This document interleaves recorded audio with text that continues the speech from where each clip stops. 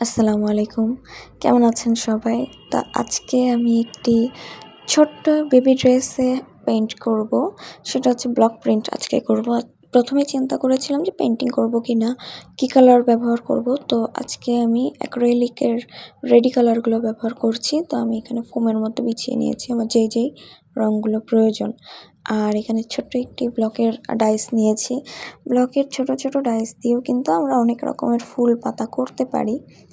অনেকেই মনে করে যে ছোট ডাইসগুলো হচ্ছে শুধু ছিটাই কাজ করা যায়, কোনো জায়গায় অল্প ছিটা করে কাজ দিলাম, কিন্তু আসলে তা না। ছোট ডাইস দিয়ে কিন্তু আমরা অনেক প্রকার ডিজাইন করতে পারি নিজেদের মন মতো। যেমন আমি এখানে ছোট একটি পাতার ডাইস নিয়েছি, সেটা দিয়ে কিন্তু আমি একটা ফুল করে নিলাম। আর এখানে আমি কালার ব্যবহার করছি 3টা কালার। একটা হচ্ছে মেরুন কালার, কমলা, আর কিছুটা হলুদ নিয়েছিলাম। হলুদ খুবই কম ছিল, তো মেরুনের সাথে হলুদ এবং কমলা এই 3টা কালার মিলে খুবই সুন্দর একটি রং তৈরি হয়ে যায়। তো আমি এটা দিয়েই চাচ্ছিলাম যে শেড একটি কালার আসবে। তো বারবার আমি রংটা নিয়ে নিচ্ছিলাম আর চেষ্টা করব যে আমরা যখন ছোট ডাইস দিয়ে কাজ করি তখন এটার যেন প্রত্যেকটার দূরত্ব ঠিক থাকে।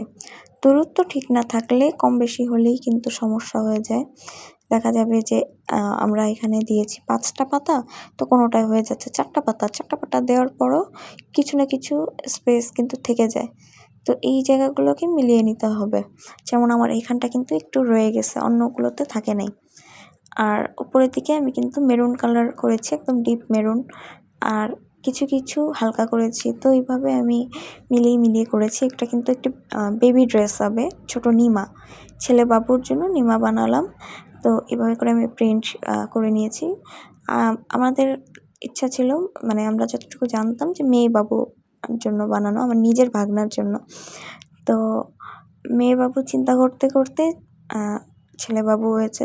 এখন আমরা ওইটা দিয়েই যেমন কাপড় বানিয়েছি মেয়েদের ডিজাইন করে, ওইটা আমি ছেলেদের জন্যই আমি এখন দিয়ে দিলাম। তো দেখা যায় বাচ্চাদের জন্য আমরা একটা ডিজাইন করলেই হয়, কিন্তু তারপরেও একটু চিন্তা করে নিতে হবে যে আমাদের ডিজাইনটা ঠিক হচ্ছে কি না। আমি এখানে কিন্তু পাতা দিয়ে উল্টাপাল্টা যেভাবে আমার ইচ্ছা হয়েছে আমি ওইভাবে কিন্তু আমি ডিজাইন করে দিচ্ছি। ছোট ডাইস দিয়ে কাজ করার সময় অবশ্যই আমাদেরকে ডাইসে যথেষ্ট প্রেসার দিতে হবে। বড় ডাইসে যেভাবে আমরা চাপ দিতে পারি, 2টা বাড়ি দিতে পারবো, ছোট ডাইসে কিন্তু বাড়ি দেওয়া যায় না। তার জন্য অবশ্যই রংটাকে খুব ভালোভাবে বানিয়ে নিতে হবে এবং রংটা মোটামুটি ঘন রাখতে হবে, একদম পাতলা কিন্তু করা যাবে না।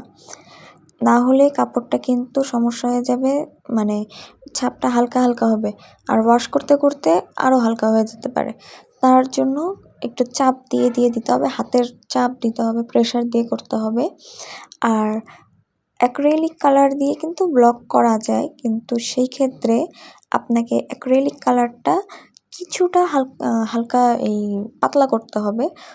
অ্যাক্রিলিক কালার কিন্তু অতিরিক্ত ঘন একটি রং, খুবই ঘন।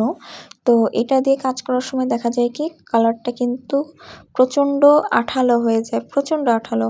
আপনি যখন কাপড়টা শুকাতে দিবেন তারপরে দেখবেন যে আমাদের কাপড়টা কিন্তু একদম আঠালো হয়ে গেছে। তো এই জায়গাটা যেন না হয়, আঠালো না হয়, একটার সাথে আরেকটা যেন লেগে না যায়, তার জন্য করতে হবে কি আমাদেরকে সামান্য এনকে মিলিয়ে নিতে হবে। পানি কিন্তু ব্যবহার করা যাবে না। পানি দিতে গেলে রঙের যে উজ্জ্বলতা আছে, নিজস্ব উজ্জ্বলতা, সেটা কিন্তু নষ্ট হয়ে যায়। দেখবেন আপনারা যে কেমন কাজগুলো ফ্যাকাশে হচ্ছে, সেটা হ্যান্ড পেইন্টিংয়ের ক্ষেত্রে হোক বা ব্লকের ক্ষেত্রে হোক। তার জন্য পানি ব্যবহার করবেন না, আপনারা চেষ্টা করবেন এনকে দিয়ে কাজটা করার। এনকে দিতে গেলে আমাদের রঙটা কিন্তু ঘন হয় না আর আঠালো হবে না, রঙেরটা কিন্তু অনেক সুন্দরভাবে বসবে। আর দেখেন আমার যেখানটা মনে হচ্ছে যে ছাপটা ভালোভাবে হয় নাই, ওইটা আমি ওই ট্রে থেকে নিয়েই আমি একটু তুলি দিয়ে দিয়েছি। আর তারপর আরেকটা পাতা দিয়ে আমি রঙটা করে নিব। এখানে হলো সম্পূর্ণ যে কয়টা রং ছিল ওইটা কিন্তু মিলেমিশে একাকার হয়ে এই কালারটা তৈরি হয়েছে, ব্রাউন কালারটা। আমি কিন্তু আলাদা কোনো ব্রাউন কালার আর নেই। তো এই কালারটা দিয়েই আমি ভালোভাবে কিন্তু দিয়ে দিচ্ছি আশেপাশে। তারপরে সবুজ কালারটাও আমি নিয়েছি সামান্য, সবুজ কালারটা দিয়ে পাতার কাজগুলো করলাম এবং প্রত্যেকটা ফুলের পাশাপাশি ছোট একটি পাতা দিয়েছি। যদিও ফুলের সাইজ বড়, পাতার সাইজ একেবারেই ছোট। তো চেষ্টা করলাম যে একটু মিলিয়ে মিলিয়ে যেভাবেই করা যায় উল্টাপাল্টাভাবেই আমি দিয়েছি। কোনো কিন্তু আমি সেটিং করার চেষ্টা করিনি যে এটা এভাবেই হতে হবে। তো দেখা যায় কি আমরা যখন এলোমেলো কাজটা করি, ওই এলোমেলো কাজটাও কিন্তু অনেক সুন্দর হয়। এই কাপড়টা কিন্তু খুবই সুন্দর হয়েছে। একটা বেবি ড্রেস, এটা ছোট্ট নিমা হবে। কিন্তু তারপরেও এই কাজটা কিন্তু প্রচণ্ড সুন্দর হয় এবং আমি এটা বড় কাপড়েও করব।